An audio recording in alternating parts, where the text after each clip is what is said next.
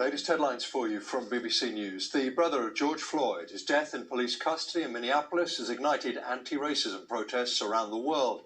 Has called for meaningful changes in American policing. Philonise Floyd told a congressional hearing his brother's death did not have to be in vain. Democrats have introduced legislation on police reforms in Congress. Authorities in Delhi have warned that coronavirus infections in the Indian capital could shoot up to more than 500,000 by the end of July.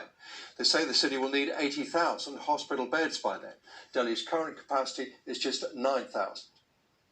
Russian investigators have detained 3 managers at the Norilsk power plant in Siberia on suspicion of breaching environmental protection regulations. 20,000 tons of diesel have spilled into local rivers and a lake. It's the worst action of its kind in post-Soviet Russia.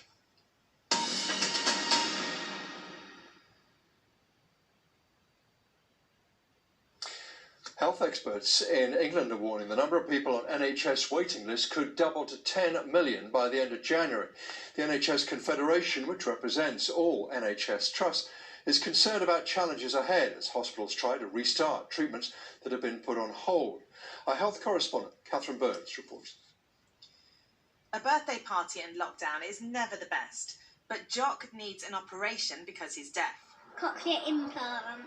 What does that mean? It means I hear better. His family were hoping he'd have the surgery before he turned 5.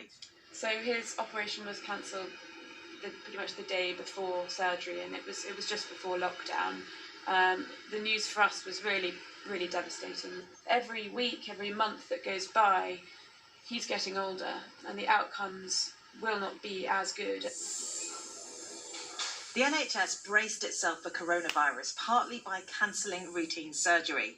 Now, a prediction that 4 million people on waiting lists in England could turn to 10 million by early next year, assuming there's no serious second wave.